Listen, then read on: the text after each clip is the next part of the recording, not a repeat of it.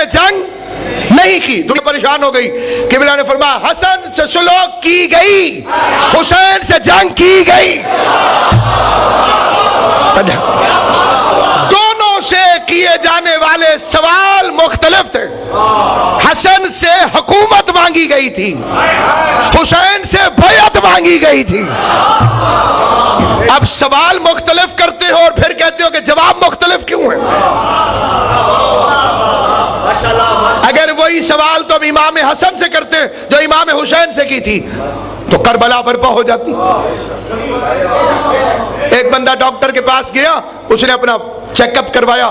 سارا check up کرنے کے بعد ڈاکٹر نے کچھ دوائیاں لکھ کے دے دی کہ یہ کھاؤ یہ کھاؤ یہ کھاؤ. 10 سال تک وہ دوائی کھاتا رہا. اس کے بعد پھر ڈاکٹر کے پاس گیا.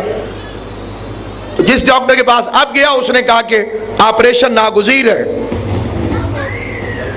اب بندہ سکرات بکرات بن جائے کہ وہ ڈاکٹر ٹھیک تھا کہ یہ ڈاکٹر ٹھیک ہے. وہ بڑا اچھا تھا, اس نے تو دوائیاں دے دی تھی اور یہ کہتا ہے آپریشن ہوگا. تو بندے کہیں گے کہ ڈاکٹر دونوں ٹھیک ہیں, تو جہالت سے کام لے رہا ہے. پہلے ڈاکٹر نے جب چیک کیا تھا تو مرض اتنا زیادہ نہیں تھا کہ آپریشن ہو جائے.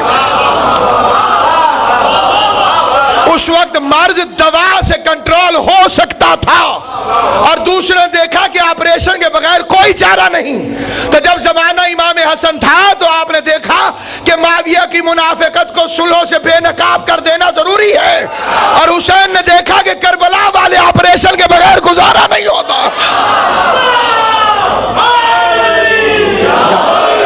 یہ کہا جا سکتا تھا کہ چانس نہیں دیا گیا. آل محمد تھوڑا سا چانس دیتے. ایک طرف سیاست دنیا, فریب کاری شیطان, رشوت اور اس کے جتنے فیکٹ ہیں وہ پچھلی تقریروں میں نے آپ کی خدمت میں عرض کی ہیں. سب سے پہلے دشمنی ولایت, کہ اگر ولایت آل محمد کو تسلیم کر لیں گے تو حکومت کرنے کا حق نہیں رہتا. ولایت کی مخالفت اسی لیے کی گئی کہ کہیں حکومت آل محمد کے حوالے نہ کی جائے. تو جہاں جہاں گردن میں حکومت کرنے کا سریہ ہوتا ہے وہاں وہاں علی کی ولایت کا انکار ہوتا ہے کہ کہیں میرے تھانے داری ختم نہ ہو جائے, کہیں میری چودراہٹ ختم نہ ہو جائے. یہ پہلا فیکٹ تھا حضرت امام حسن علیہ السلام کے زمانے میں جو مشکلیں وراثتاً امام کے پاس آ رہی ہیں. پہلا ولایت کا انکار. دوسرا وضع حدیث کا فتنہ,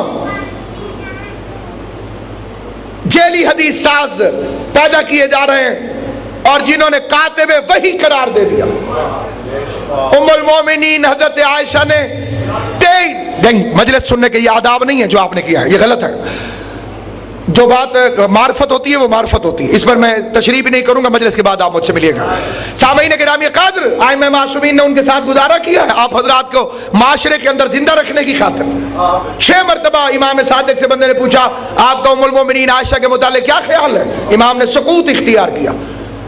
تو سکوت جو ہے وہ بہت بڑی چیز ہوتی ہے, اس لیے معاشرے کو سمجھیے اور معاہدہ حسنہ کو سمجھیے اور اپنے پیغام کو پہنچائیے, نہ کہ ان کی طرح کے جس طرح سے ایک ہوشیار وکیل کا طریقہ ہوتا ہے کہ وکیل مخالف کو غصہ دلا دے تاکہ وہ اپنے موضوع کی طرف آئی نہ اور الٹی پلٹی باتیں کرنے لگے.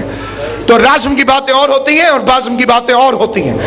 جہاں پہ آپ کی خدمت میں یہ عرض کرنا چاہتا ہوں 2300 حدیثیں ام المومنین حضرت عائشہ نے معاویہ کے فضائل کی بیان کی جن کا سرے سے کوئی وجود ہی نہیں تھا. اسی زمانے میں اسے کاتب وحی کریٹ کر دیا گیا کہ یہ کاتب وحی ہے, اور یہ نہ سوچا گیا کہ جس نے فتح مکہ کے وقت مصلحتاً کلمہ پڑھاؤ. اب فتح مکہ کے بعد آیتیں کتنی آئیں جو یہ صاحب لکھتے تھے. پہلے تو ان آیتوں کو کاؤنٹ کیجئے. غدیر میں وحی کا سلسلہ بند, ختم. الیوم اکملت لکم دینکم واتممت علیکم نعمتی ورضیت لکم الاسلام دینا. اور اس کے بعد یہ سیکنڈ لاسٹ آیت ہے, اور لاسٹ آیت جو آئی الیوم یائس الذین کفروا من دینکم, آج کافر تیرے دین سے مایوس ہو گئے. الیوم फसाहत कुरान से बड़ी क्या फसाहत होगी। अल यौमा याइसल लजीना कफरू मिन दीनिकुम, आज तो इतनी सख्त ईद है गदीर कि जो काफिर कभी मायूस नहीं हुआ उसे अली की विलायत से मायूसी हो गई। और मायूस वो होता है जिसके मंसूबों में पानी फिर जाए। पूरे सकीफे की मौत वाक़या हो गई गदीर से। तो अब ये मौजू फिर दूसरी तरफ चला जाएगा और सुई रोजेदारों के एहतराम में तेजी से भागती चली जा रही। तो सामईन गिरामी क़द्र, आज तो आपके हाथों में भी खजूरें हैं माशाअल्लाह, खुदा खैर करेगा मोहम्मद वाले मोहम्मद के सदके में। बिल्कुल मस्जिद नबी याद आ गई जहाँ असर की नमाज के बाद लोग खजूर हाथ में ले लेते हैं कि खुदा न खास्ता कहीं मकरूह न हो जाए। तो सामईन गिरामी चाहता है चैन के साथ, सुभान अल्लाह, जन्नत में जो रहना चाहता है चैन के साथ, उसे लाजिम है कि वो रहे शाहे मशरिक़ैन। बेशक बेशक जनाब ज़हरा को मोहब्बत है दोनों शहजादों से, जिक्र हसन भी जरूरी है जिक्र हुसैन के साथ। तीन दिनों में आका मौला हसन की मोहब्बत है, तीन के नारा है बानी। अरबी में बड़े हुसैन को कहते हैं हसन। लुगत अरब के लिहाज से अगर हुसैन को बड़ा किया जाए तो हसन बनता है, और हसन को छोटा किया जाए तो हुसैन बनता है। और जो मेरे भाई ने शेर रुबाई पढ़ी है तो हज़रत नसीम अमरोही का सुनिए, वो फरमाते हैं हसन भी हुज्जत हक हैं, ये एतमाद रहे। हुसैन छोटे हसन है, ये बात याद रहे।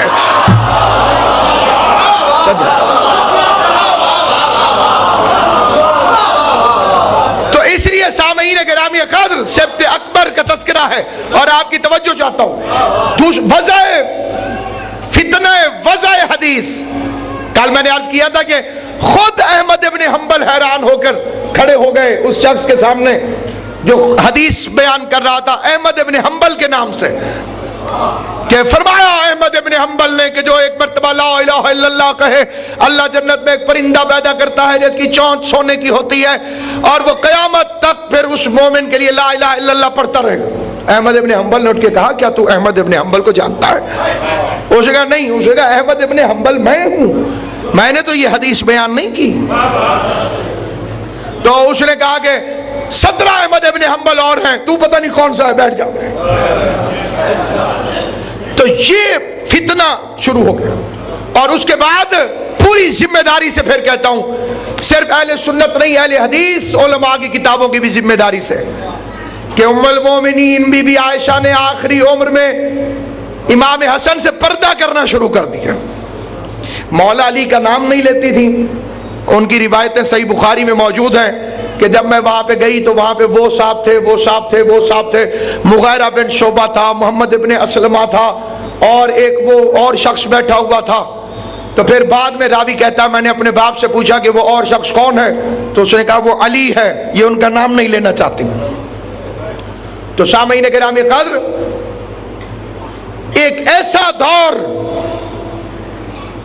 कि खुद हजरत उस्मान की शान में इतनी हदीसें, 1 दिरहम के बदले में 1 हदीस और 5 दिरहम के बदले में 2 हदीसें, इतनी हदीसें हो गई कि खुद फिरौन शाम परेशान हो गया कि ये बहुत ज्यादा हो गई हैं, इन्हें कुछ कम कीजिए। कम की तो फिर अभी भी ज्यादा है। तो अमर इब्न अल-आस ने कहा कि थोड़ी सी हदीसें हजरत अबू बकर और हजरत उमर के लिए भी बनवा लें, बैलेंस हो जाएगा थोड़ा सा। फिर हदीसें बनाई गई, और अजीब और गरीब हदीसें कि मैं जानबूझ के उन्हें नहीं पढ़ना चाहता। एक मैंने कल पढ़ी थी, अबू बकर मिन्नी व अना मिनल अबू बकर। इस हदीस को बाकायदा मोतबर किताबों में लिखा गया जिसका कोई सिलसिला मौजूद नहीं है। और उसके बाद सबसे अहम फैक्ट जो दूसरी तकरीर में मैंने अर्ज किया था कि 3 करप्ट तरीन हुकूमतों के बाद अली के पास हुकूमत आई। माशरा रसूल के बाद 3 अंधेरों के गैप में पड़ चुका था, और फिर तीसरे दौर उसमें रिश्वत अरूज पर, और अब आ गया एक ऐसा इंसान, पहला आर्डर अमीर अल मोमिनीन का, पहला जो सरकारी तौर पर अमीर अल मोमिनीन ने پہلا حکم جاری کیا ظاہری سرکاری طور پر، وہ یہ تھا کہ میں معاویہ کو معزول کرتا ہوں، جسے ایک پوری سازش کے تحت شام کے سیاہ و سفید کا مالک بنایا گیا تھا، کیونکہ اسے گورنر بنانے والا مسلمانوں کا دوسرا خلیفہ اچھی طرح سے جانتا تھا کہ یہ اہل بیت سے ٹکر لینے میں کسی قسم کی کوئی رعایت نہیں کرتا، اور اسے اسلام سے انتقام بھی لینا تھا، اسلام سے انتقام دونوں طرف سے، تب اسے سیاہ و سفید کا مالک بنا دیا گیا۔ 20 سال تک اس نے 1 روپیہ ٹیکس کا سرکاری حکومت کو نہیں بھیجا، مرکزی حکومت کو نہیں بھیجا، دوسرے دور خلافت میں مانگا نہیں گیا، تیسرے دور خلافت میں وہ اپنی حکومت سمجھتا تھا کہ بنی امیہ کی حکومت ہے، اور امیر المومنین کو وہ تسلیم نہیں کرتا تھا۔ تب اس دور کے اندر اس نے ایک پروپیگنڈا مہم چلائی جس کے متعلق کل میں نے اشارہ کیا تھا، قافلوں کو لوٹ لیتے نقاب پوش ڈاکو، اور جب لوٹ لیتے تو ان میں سے ایک خدا نخواستہ نقل کفر نباشد بھڑکے مار کے کہتا میں ہوں ابو طالب کا بیٹا علی۔ اب جو لٹا ہوا ہے اس کی کیفیت آپ سمجھتے ہیں، اور لوٹنے والا نقاب پہن کے اس کے سامنے کہے میں علی ہوں، اور اگلے دن حکومت اس کا نقصان پورا کر دے، تو لوگ تو ظاہراً علی کے دشمن بنیں گے، اور لوگ ظاہراً امیر فرعون شام کی گود میں جا کر بیٹھیں گے، بچوں سے بکریاں چھین لینی اور ماؤں کو بچوں سے جدا کر دینا اور کہنا کہ یہ سب علی کر کے گئے، اور پھر ایسے ایسے جلسے منعقد کرنا، اور براہ راست دربار کے اندر امیر کے خلاف تقریریں۔ یہ پہلے کا شام ہے، اور جب امیر المومنین کے بعد کا شام آئے گا امام حسن کے دور کا، تو اس میں تو براہ راست امیر المومنین پہ تبرہ ہوتا رہا۔ اور یہی وہ فکرہ ہے کہ ایک بزرگ اہل سنت نے لکھا کہ اب صرف آپ تبرہ دل میں کرتے رہیے کیونکہ وقت بڑا تھوڑا رہ گیا اور باتیں زیادہ کرنی ہے، کل اس موضوع کی آخری تقریر ہے۔ ایک بزرگ نے لکھا کہ اللہ حضرت عمر بن عبدالعزیز پر رحمت کرے، اس نے علی پہ تبرہ بند کرایا۔ میں نے کہا یہ آپ کا عین انصاف ہے، لیکن آپ تھوڑا سا انصاف اور کر لیں کہ عمر بن عبدالعزیز پہ اللہ رحمت کرے، اس نے علی پہ تبرہ بند کرایا، اور اللہ اس پر لعنت کرے جس نے علی پر جمعے کے خطبے میں تبرہ شروع کرایا۔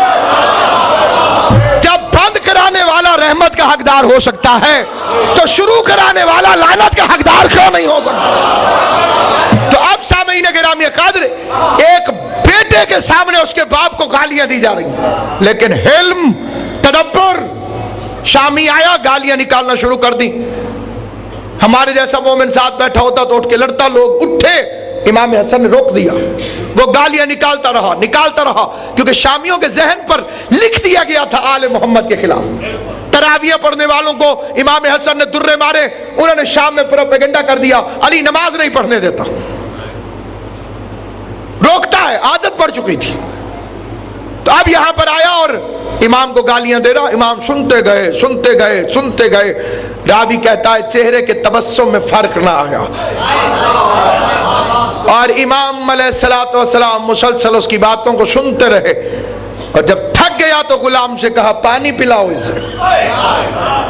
غلام نے پانی پلایا، پھر تازہ دم ہو گیا، پھر فرمایا اب اسے بھوک لگی ہوگی، اسے کھانا کھلاؤ۔ کھانا کھلا دیا گیا، تو کہا کہ رات سونے کی کوئی جگہ ہے؟ چپ رہا، کہا میرا بستر دے دو اسے،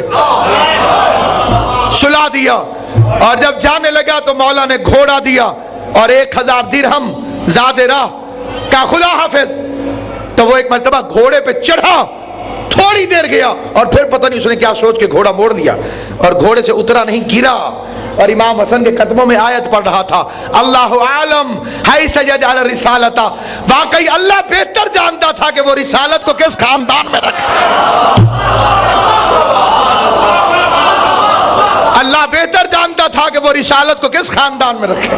فرمایا اگر کوئی میرے ایک کان میں گالیاں دے اور دوسرے کان میں آ کے معذرت کر لے تو میں عذر کو قبول کر لوں گا، میں اسے معاف کر دوں گا۔ پھر لوگ کہتے ہیں کہ بڑی شادیاں کی طلاق دے دیتے تھے، تو اس کے لیے ایک دلیل تو یہ ہے جس نے جودہ جیسی بیوی کو طلاق نہ دی۔ توجہ ہے یا نہیں؟ یہاں پہ ایک فکرہ یہاں پہ پڑھا جاتا ہے کافی تعداد میں، سادات عظام عزاداران امام حسین اور بے قبلہ شکیل عباس ایسا۔ میں فکرہ عرض کرنا چاہتا ہوں، اگرچہ یہ فکرہ سلامت بھائی مصائب میں پڑھا جاتا ہے، میں فضائل میں پڑھنا چاہتا ہوں کہ ابن رجب شیخ نے ہر امام نے اپنے قاتل سے ایک کامن سوال کیا. 11 اماموں کے فکرے آن دی ریکارڈ ہیں. خدا بعد میں کو سلامت رکھے اور ان کے ظہور میں جلدی کرے. آن دا ریکارڈ ہے ائمہ معصومین کے خاص یہ فکرے مشہور زمانہ امیر المومنین سے لے کر سرکار عسکری تک. ایک ہی فکرہ اور 11 معصومین نے اسے ریپیٹ کیا. 11 معصومین نے مسلسل ریپیٹ کیا اور کہا اپنے قاتل سے کیا فکرہ ہے آپ کو یاد ہے؟ صرف میں یاد دلاؤں گا. کیا میں تیرا اچھا امام نہیں تھا؟ بظاہر بڑا عجیب فکرہ لگتا ہے. مولا علی ابن ملجم سے فرما رہے ہیں, امام حسن جودہ سے کہہ رہے ہیں تیرا اچھا شوہر نہیں تھا, تیرا اچھا امام نہیں تھا. کیا مطلب؟ قاتل کی بھی جرت نہیں ہوئی کہ کردار میں کوئی عیب نکال سکے. لوگ منصب پہ ریفرینڈم کرواتے ہیں, آل محمد اپنے کردار پر ریفرینڈم کرواتے ہیں, اپنے کردار پر ریفرینڈم.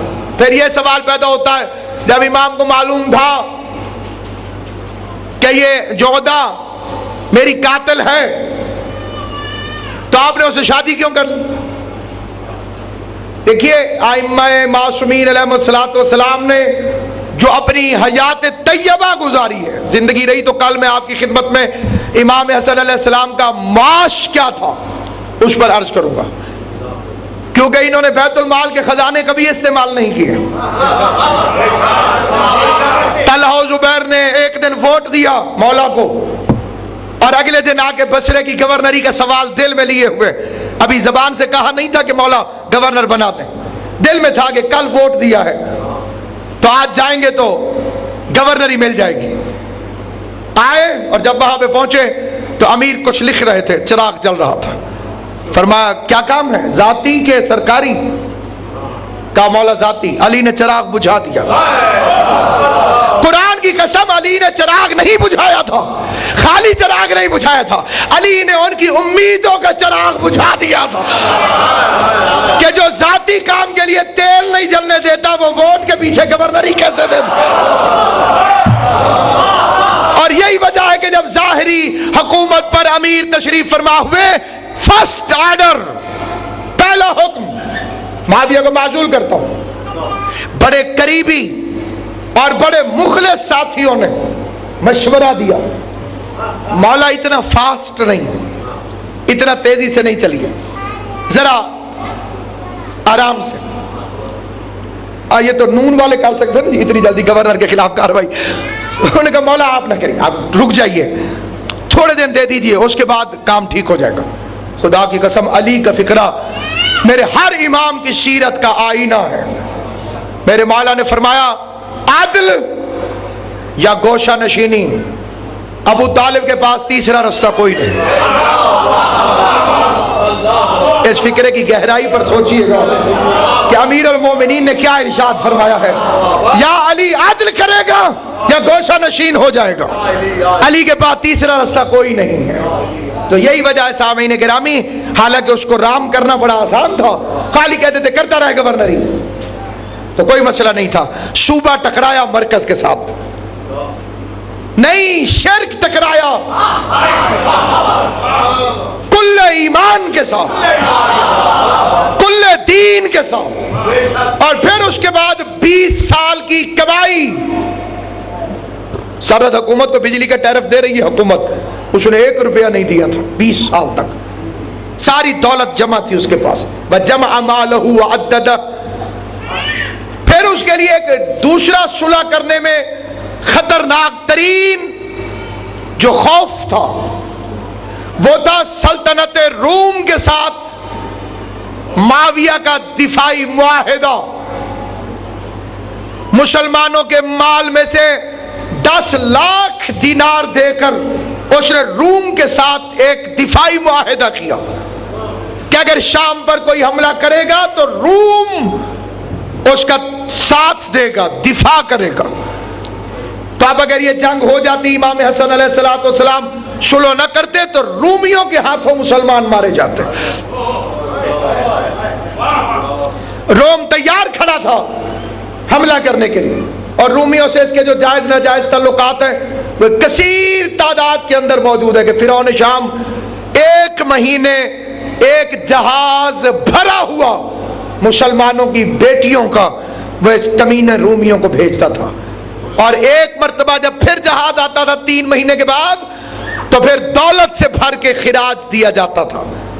یہ وہ وجہ ہے جس کی وجہ سے قسطنطنیہ کی لڑائی مومنین نے جا کے لڑی مسلمانوں نے، اور یزید شکار کھیلتا رہا، عیاشی کرتا رہا، بھوک اور پیاس کی وجہ سے ایوب انصاری جیسا بوڑھا صحابی قلعے کی دیوار کے باہر بھوک کی وجہ سے مر گیا، اور اس کی قبر آج تک ترکی کے اندر قسطنطنیہ کے اندر وہاں پہ موجود ہے۔ تو سامعین گرامی قدر، یہ باتیں تاریخ میں چھپی ہوئی ہیں، بھول کے بھی کبھی یہ فکرہ نہ کہیے امام امن، یہ توہین امام حسن ہے۔ پھر امام حسین کو امام جنگ کیوں نہیں کہتے ہو؟ نہیں، امام نہ امن ہے نہ جنگ ہے، امام وحی الہی ہے۔ یہ وحی الہی ہے، جدھر خدا چاہتا ہے۔ یہ زمانہ سیکھے کہ آل محمد نے کس انداز سے کن حالات کے اندر، پہلا روم کا خطرہ اور دوسرا خطرناک ترین خطرہ سردار خرید لیے گئے۔ لوگوں کو کوفے والوں کے خط یاد ہیں، وہ خط کوئی نہیں بتاتا جو فرعون شام نے امام حسن کو بھجوائے تھے کہ یہ تیری فوج کے سالاروں کے خط ہیں۔ ایسا آدمی 8000 کی فوج پر کھڑا تھا امام کے لشکر میں، جو آگے کہتا تھا حسن میں تیرا ساتھ دوں گا اگر تو توبہ کر لے اور اپنے باپ پر تبرہ کر۔ تو بتائیے امام حسن کیا کرتے؟ رات کے وقت جب ایک بندے نے آگے کہا السلام علیکم یا اذل المومنین، مخلص تھا، فکرہ سخت پڑا اس نے، خدا اس کے معاملے کو معاف کرے۔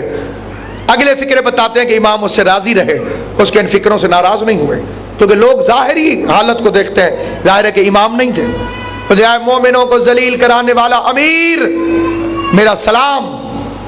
تو امام نے اسے قریب بلایا، کہا کتنے لوگ ہو تم؟ یہ مدائن کی بات کہ مولا پورا مدائن فرزند رسول کی حمایت کے لیے تیار ہے۔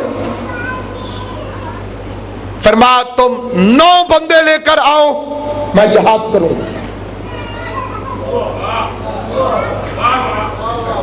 کیسے پتا چلے گا یہ 9 بندے مخلص ہیں؟ امام نے فرمایا ان سے کہنا کہ گنجے ہو کے آئیں گے۔ یہ بال کٹوانے کا جو عمل ہے ذیشان صاحب، اس سے بندے کا اصلی پتہ چلتا ہے کہ حقیقی اطاعت کرتا ہے کہ نہیں، اور اللہ نے یہی کام کیا حج کے موقع پر۔ پلے پلائے پیارے بال کٹوا دو اس کی راہ میں، اور جب تک بال رہے شیشہ نہ دیکھنا، اور جب بال ختم ہو جائیں اور چہرہ دیکھنے کو دل نہ کرے پھر جا کے شیشہ دیکھنا کہ کیسے لگ رہا ہے۔ اور یہی وجہ ہے کہ جب یزید کمینے نے شراب کے نشے میں امام زین العابدین کے متعلق گستاخی کرنا چاہی دربار کے اندر، اور فکر کہا یہ لڑکا کون ہے؟ تو زنجیروں میں کھڑا ہوا شیر ہنس پڑا، کہا میں وہ ہوں کہ جس کے نانا نے تیرے بڑوں کی ٹینڈ کروائی ہے۔ جو ہے یا نہیں، آپ خرچ کروا کے وقت اب نازک ہو گیا ہے، یہ باتیں انشاءاللہ یہیں سے میں کل آپ کی خدمت میں عرض کروں گا، لیکن یہاں پر اختتامی بات یہ عرض کر دینا ضروری سمجھتا ہوں کہ وہاں پر وہ گیا اور جب آیا تو اکیلا تھا، اپنی صرف اس نے بال منڈوائے ہوئے تھے۔ ربی بن کیس کہہ رہا تھا مولا میرے علاوہ مجھے کوئی نہیں ملا، تو کہا تو ایک ہے کیا تجھے مروا دوں؟ تو ایک ہے کیا تجھے مروا دوں؟ تو امام کی نگاہ میں جہاں شیعان علی کا تحفظ ہے، اور کل انشاءاللہ زندگی رہی تو میں اصلی ریفرنسز کے ساتھ سلو نامے کی شرائط بیان کروں گا۔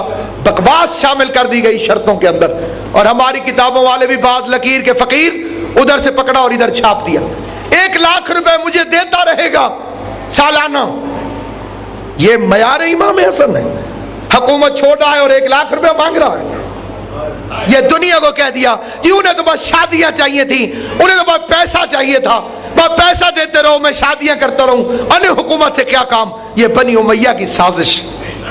اور آج کل کے زمانے میں ان باتوں کو عام کر دیا گیا۔ پہلی شرط تھی کتاب اور اور سنت رسول. صلح ہوتی انہی شرطوں پہ ہے جن پہ جھگڑا ہو. امام حسن نے اسے لکھوا لیا کہ نہ تیرا قرآن سے تعلق ہے نہ سنت رسول سے تعلق ہے. تو یہ ایک سب سے بڑی فتح ہے. ڈاکٹر پیام آدمی کے شعر پہ اکتفا ہوگی, آج مصائب نہیں ہوں گے. بالکل شب ولادت میں ہم پہنچ چکے ہیں. خدا آپ سب کو مبارک کرے. حضرت امام حسن علیہ السلام کے نزول پر نور کو ڈاکٹر پیام آدمی فرماتے ہیں, توڑے ہیں تیری صلحوں نے باطل کے حوصلے, تو نے قلم سے کام لیا ذوالفقار کا. خداوندہ محمد و اہل بیت محمد کے واسطے اس ذکر پاک کو اپنی بارگاہوں میں شرف قبولیت عطا. حضرت امام حسن علیہ السلام کی عزت و عظمت کا واسطہ جمیع مومنین و مومنات کے رزق میں برکت عطا.